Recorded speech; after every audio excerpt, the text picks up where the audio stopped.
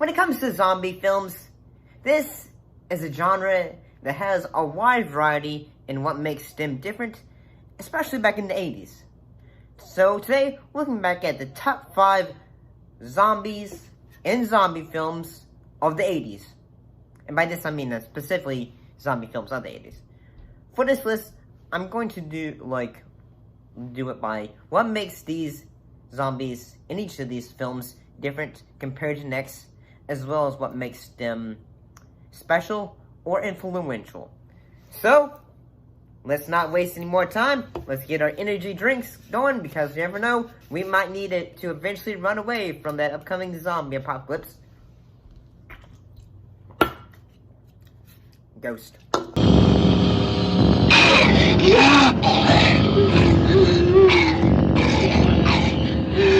Number 5, Redneck Zombies.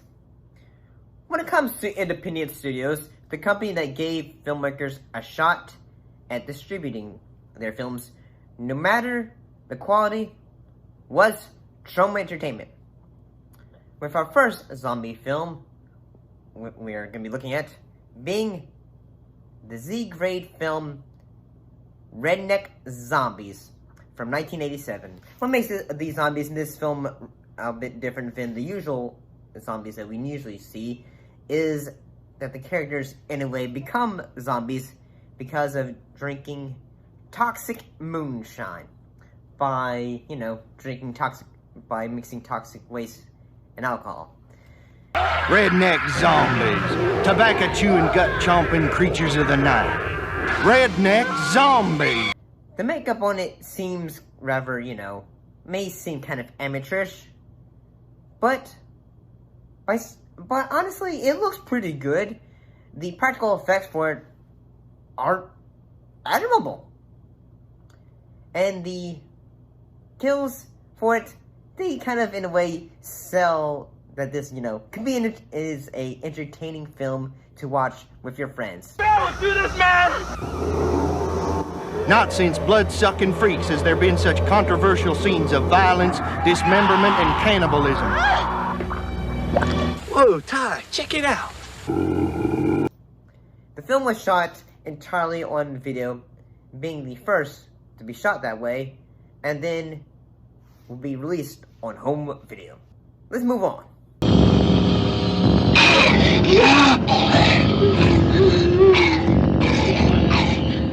The Dead Next Door. When you're looking for a zombie film that you probably haven't seen before, perhaps one would check out the 1989 zombie film, The Dead Next Door. About a group of government enlisted soldiers that are going out to kill zombies, and a religious group trying to protect them. And by that I mean the zombies, not the group. What makes the film different is that the film was, the executive producer for this film was Sam Raimi, the director for films like, the Evil Dead franchise.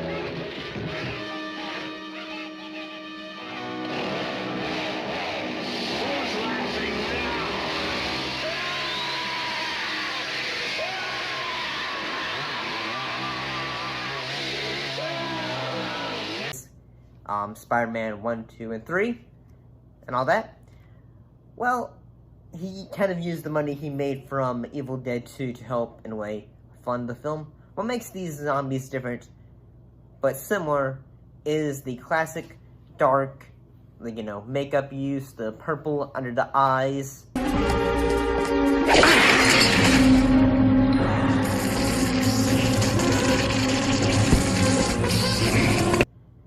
We, see a lot in most zombie films. And it seems that these zombies can be active even after having their heads lopped off. And the practical effects for it are pretty good. I mean, I can't see, okay, how are we gonna do this eyeball effect? How are we going to do that? But a lot of filmmakers and production designers, they're able to figure out how to get that done. Yeah, I gotta say, like, this is also the kind of zombie film where, you know, they still have their increased strength from being a zombie, you know. Damn it! Stop it, you bastard! Mercer, you asshole! Give me back my hat! Undead, you know, you feel like your strength would be kind of, but yeah. Let's check out the next one.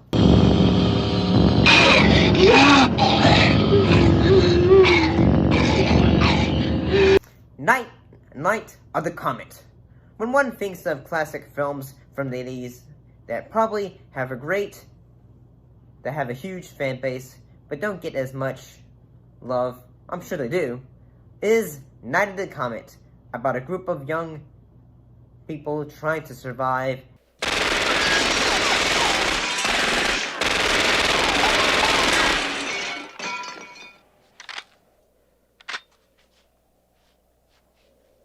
after a comet has passed, either turning people into dust or slowly turning folks into zombies.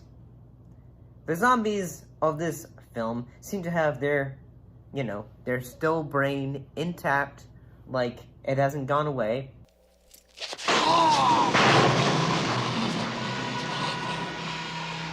Ooh. What is this, trick or treat? Come here! What? Come here! So they're not just a lumbering mass just wandering around searching for the next meal. The makeup for them is honestly pretty great, whether it is the alley zombie or the cop zombie that attacks during the dream sequence. I am really glad to see.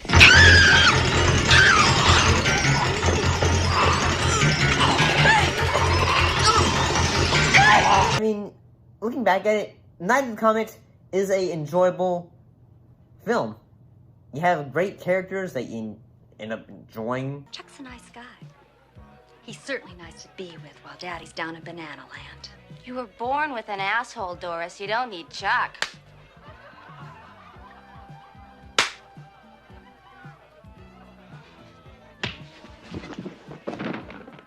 Looks like... And wanting them to see get out of that circumstance.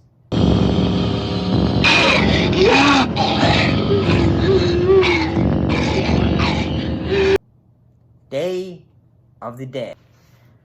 When it comes to the zombie genre, the man who is, like, in a way, most responsible for helping them become a pop culture phenomenon, that's a word, was George A. Romero, with his films that changed, the zombies from, being servants of voodoo or ghouls brought back to life because of Dracula.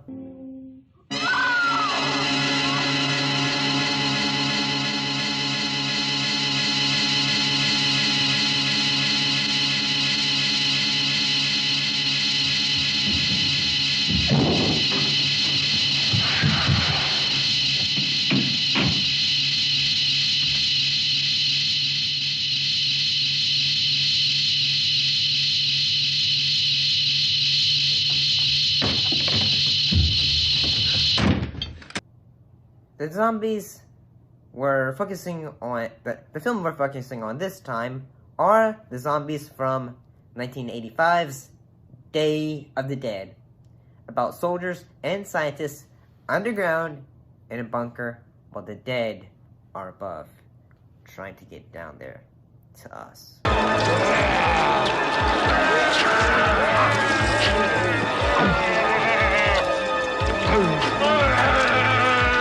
The makeup for the film is really, really top-notch, thanks to Tom Savini, who previously did the makeup for Day of the Dead, and as well was a biker in that film. He also got help from Greg Nicotera and Howard Berger,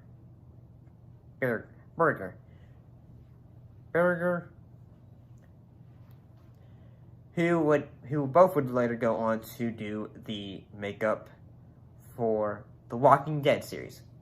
The zombie standout for this film is Bub, a zombie who, well, thanks to Dr. Matthew Frankenstein, is trying to rehabilitate him to see if the zombies still have that sense of humanity still in there.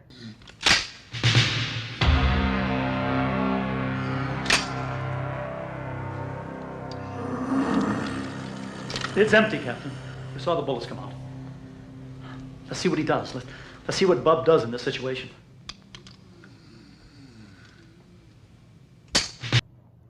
However, the most memorable death sequence that is in the film is the death of Captain Henry Rhodes, played by Joseph Pilates.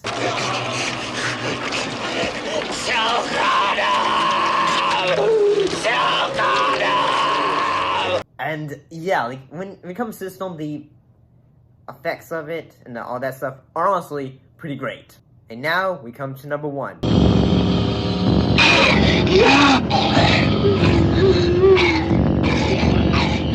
Return of the Living Dead. When folks think of zombies, if they're not thinking of George A. Romero zombies, then they're probably thinking of the zombies from the 1985 cult classic Return of the Living Dead, in which a poisonous toxin is released into the atmosphere, bringing the dead back to life.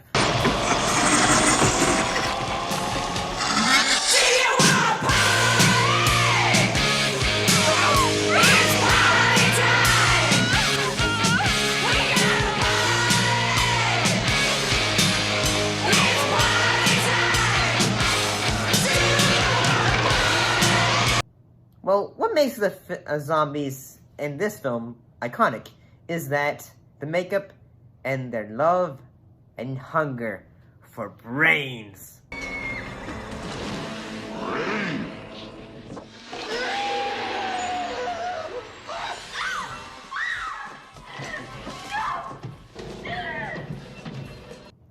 Well, not only does the toxin bring back the dead that have recently passed, it can also still help them, like, you know, move around even as their head has popped off as well.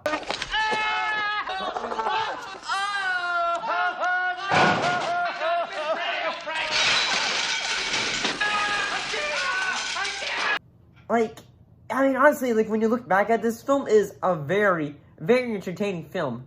The zombies are kind of, in a way, iconic. Mostly because, like, say, when I was growing up, like, whenever you'd think of zombies, you'd always think of, like, this individual that was lumbering around, going, brains, brains.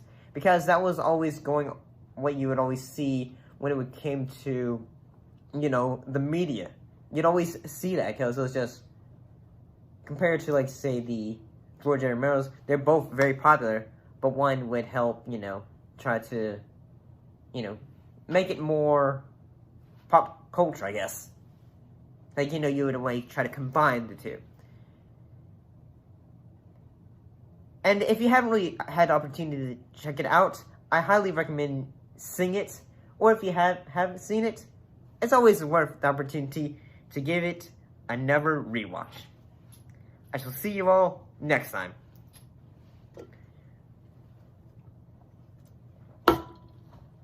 I'm gonna go out and go running.